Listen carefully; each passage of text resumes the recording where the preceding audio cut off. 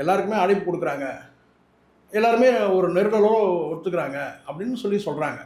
நிச்சயமாக டாப் நடிகை எல்லா அவங்க நடிகை எல்லாருமே அங்க வரதுக்கான காரணம் என்ன?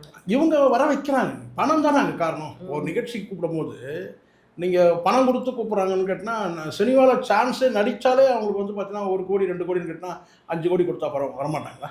சார் ஆனா ரொம்ப பக்தியோட அவங்க இருக்கிற மாதிரி அப்படி காட்சிகள் வந்து இருக்கு. யார் செய்ய முடியும்? நடிகைகள் தானே செய்ய முடியும். பக்தியை காட்டணும்னா யார் வந்து அங்கே இயல்பாக காட்ட முடியும்? அப்ப அது எல்லாமே நடிப்பு. நடிப்பு தான், நடிப்பு தான். அங்கே வந்து என்னென்னு கேட்டால் கண்டிப்பாக வந்து இந்த நிகழ்ச்சியின் மூலமாக தான் அவர் வந்து டைவர்ட் பண்ண முடியும். பாருங்கள் எவ்வளோ விஐபி வந்திருக்காங்க. நம்ம ஏதோ இங்கே மட்டும் வந்து நீங்கள் நினைக்கிறீங்க, தமிழ் சினிமாவில் மட்டும் நினைக்கிறேன். அங்கே எல்லா வீட்லேருந்தும் வருவாங்க. ஹாலிவுட்டு, டோலிவுட்டு, கோலிவுட்டு, மல்லுவுட்டு எல்லா வீட்லேருந்தும் வருவாங்க.